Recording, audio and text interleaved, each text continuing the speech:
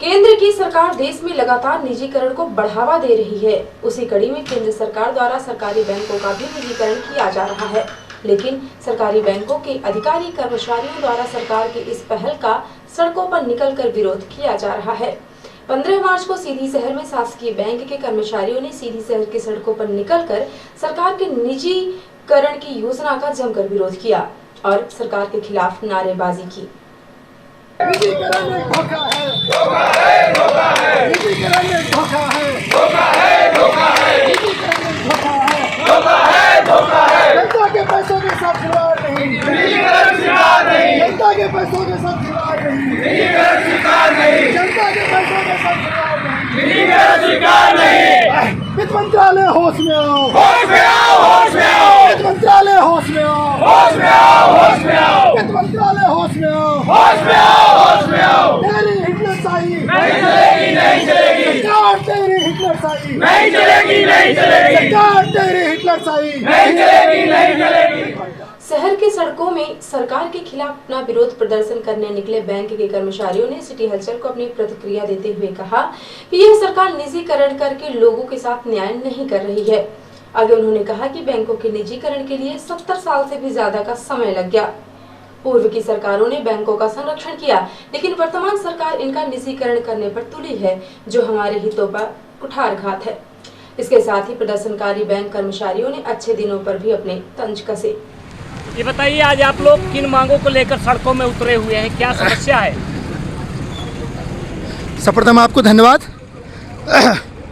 आज जो हम लोग 2 दिवसीय बैंक का ये हड़ताल कर रहे हैं, एक्चुअल में सांकेतिक रूप में ये बैंक का हड़ताल दिख रहा है, परंतु ये बैंक का नहीं, ये देश हित में और जनहित में किया जाने वाला हड़ताल है। चूँकि देश की जो 80% जनता गाँव में रहती है, देश की 80% जनता जो गांव में रहती है, जो मेहनत मजदूरी करके 2 पैसा कमाती है, उससे वो भविष्य की सुरक्षा के लिए रखती है। कल बच्चे की पढ़ाई हो, लड़की की शादी हो, उनका कोई मेडिकल खर्चा हो, यदि उनके ये पैसे सुरक्षित नहीं रहेंगे तो वो भविष्य की आवश्यकताओं को कैसे पूरा करेंगे। इन भविष्य की आवश्यकताओं को पूरा करने के लिए वो राष्ट्रीयकृत बैंकों को चुनते हैं और राष्ट्रीयकृत बैंक में अपना पैसा रखते हैं। सरकार की योजना निजीकरण करने की है।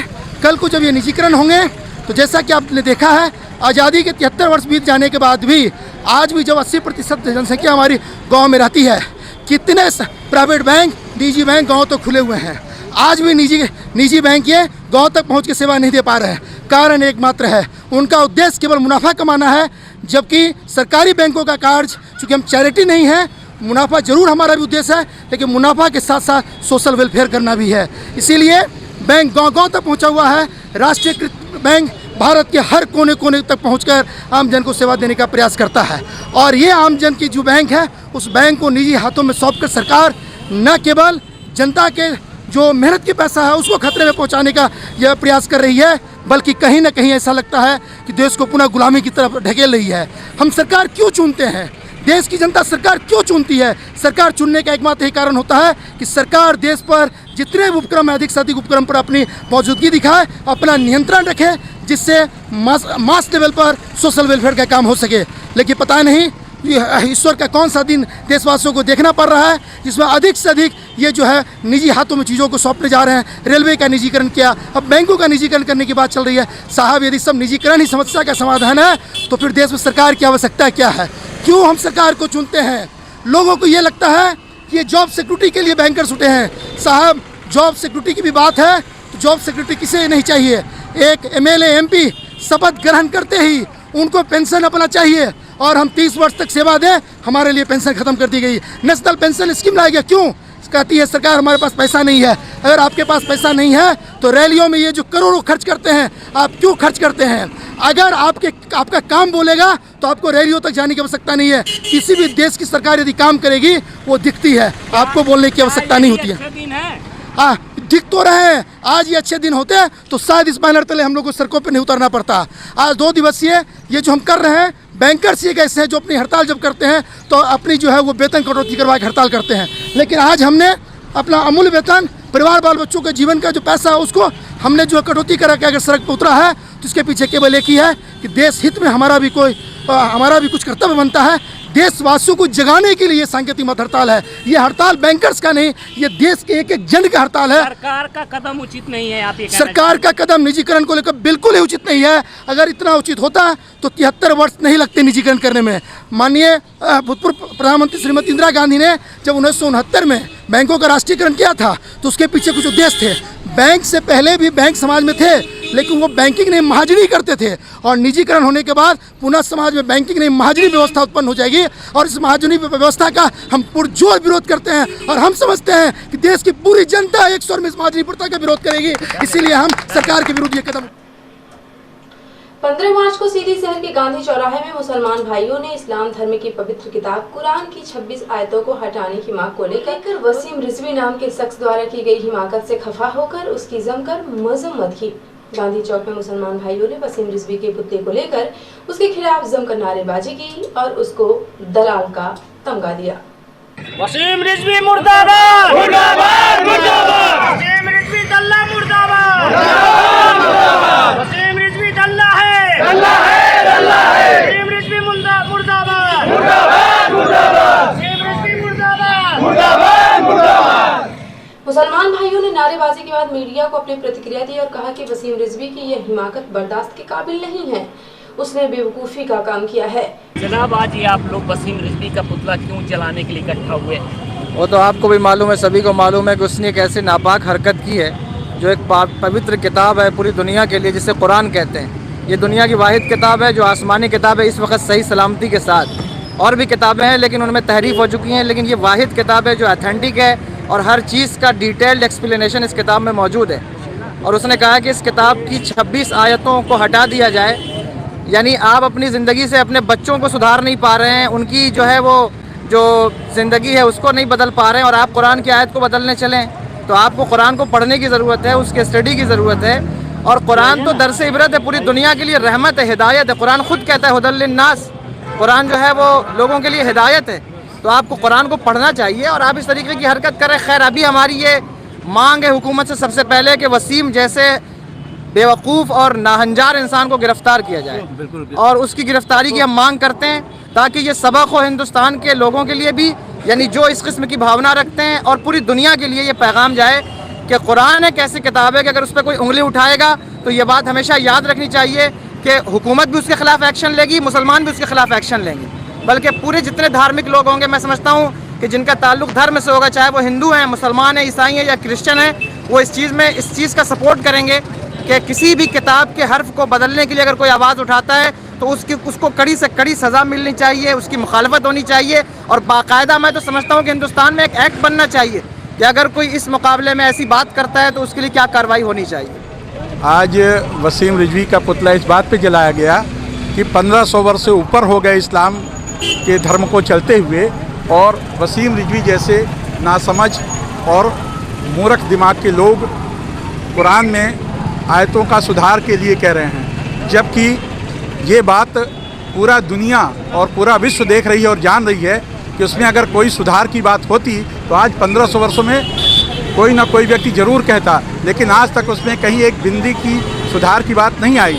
लेकिन उस व्यक्ति ने अपनी मूर्खता का सर्वोत्तम परिचय दिया है और सुप्रीम कोर्ट में एक रिट याचिका लगाई है, जो कि इस संविधान के अंतर्गत उसमें हस्तक्षेप करने का कोई अर्थ ही नहीं है, और ना ही सुप्रीम कोर्ट इसमें कोई दखलंदाजी करेगा, क्योंकि यह अपने आप में एक सर्वमान्य सिद्धांत का मजहब है जिसमें न्यायालय को छेड़खानी करने की कोई औचित्यता नहीं है, और ना ही न्यायालय ऐसी औचित्यता के लिए कदम उठाएगा। इसलिए उसके इस कहना चाहिए कि नामाकूली और गलत बातों के लिए ये विरोध है अल्पसंख्यक विकास कमेटी मध्य प्रदेश का, और पूरी कमेटी और पूरा मध्य प्रदेश, यहाँ तक कि विश्व स्तर में विश्व के लोग भी इस बात की आलोचना कर रहे हैं। मात्र वीडियो को अपनी प्रतिक्रिया देने के बाद मुसलमान भाइयों ने वसीम रिजवी के पुतले का दहन किया और उसके खिलाफ अपना आक्रोश जाहिर किया। मुर्दाबाद, मुर्दाबाद, मुर्दाबाद, मुर्दाबाद, मुर्दाबाद, मुर्दाबाद, मुर्दाबाद, मुर्दाबाद, मुर्दाबाद,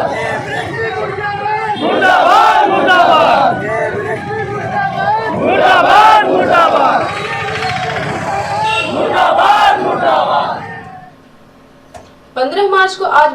के संस्थापक माननीय काशीराम जी की जयंती है। काशीराम की जयंती पर सीधी शहर में बहुजन समाजवादी के पार्टी कार्यकर्ताओं ने सड़कों पर निकलकर मान्यवर काशीराम जी की जयंती मनाई और उनकी जय जयकार की।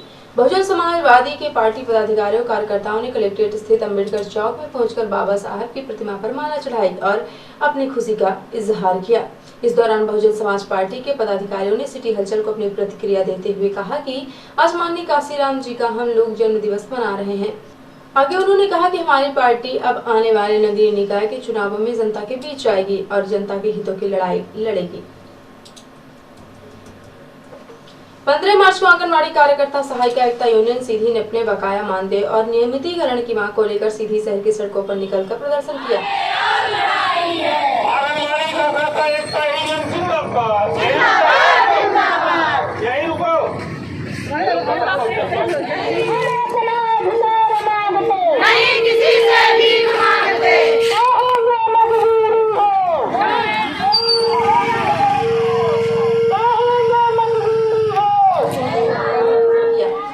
सड़कों पर प्रदर्शन करने के बाद आंगनवाड़ी कार्यकर्ता और सहायिका जिला कलेक्ट्रेट पहुंची, जहां पर उन्होंने अपने मांगों के समर्थन में जमकर नारेबाजी की।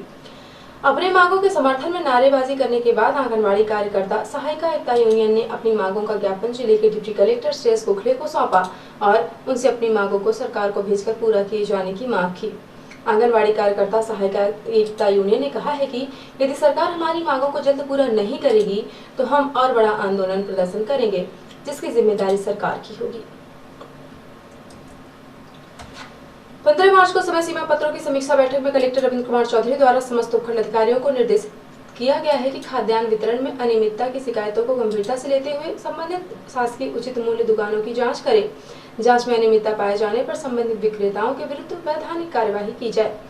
उन्होंने की गई अनियमितता की वसूली करने के भी निर्देश दिए हैं। बैठक में सीएम हेल्पलाइन में दर्ज शिकायतों के निराकरण की समीक्षा करते हुए कलेक्टर श्री चौधरी ने निर्देश दिए हैं कि 20 मार्च के पूर्व अभियान चलाकर अधिक से अधिक शिकायतों को संतुष्टिपूर्वक निराकृत कराएं। कलेक्टर श्री चौधरी ने समाधान ऑनलाइन में चयनित शिकायतों को प्राथमिकता के आधार पर निराकृत करने के निर्देश दिए हैं। कलेक्टर श्री चौधरी ने कहा है कि हितग्राही मूलक योजनाओं से संबंधित शिकायतों का निराकरण संवेदनशीलता के साथ किया जाए। हितग्राहियों के भुगतान, पेंशन, छात्रवृत्ति संबंधी शिकायतों का निराकरण प्राथमिकता के आधार पर किया जाए। कलेक्टर श्री चौधरी द्वारा अगले माह मुख्यमंत्री द्वारा आयोजित समीक्षा बैठक के विषयों की भी समीक्षा की गई। उन्होंने समीक्षा बैठक के एजेंडा में चयनित विषयों के संबंध में आवश्यक कार्यवाही कर पालन प्रतिवेदन प्रस्तुत करने के निर्देश दिए हैं।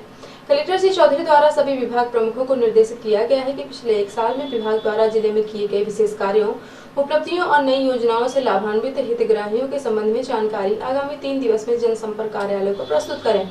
इसके साथ ही कलेक्टर श्री चौधरी द्वारा संबंधित विभागों के राजस्व वसूली में गति लाने, राजस्व प्रकरणों के निराकरण, आगामी माह में होने वाली परीक्षाओं के संबंध में आवश्यक तैयारियां सुनिश्चित करने के निर्देश दिए गए हैं।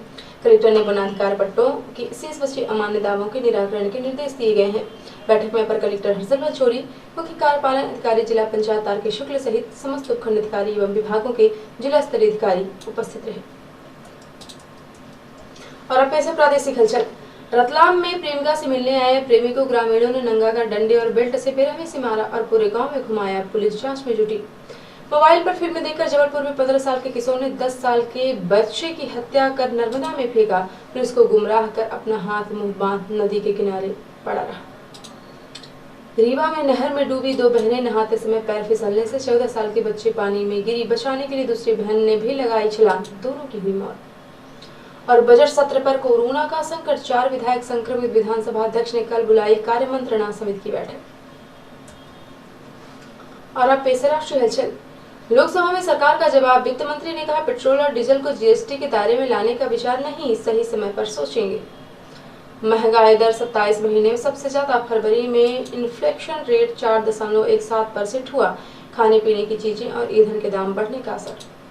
लखनऊ में हाई वोल्टेज ड्रामा। भाजपा सांसद की बहू ने हाथ की नस काटी। खुदकुशी की धमकी का वीडियो वायरल किया।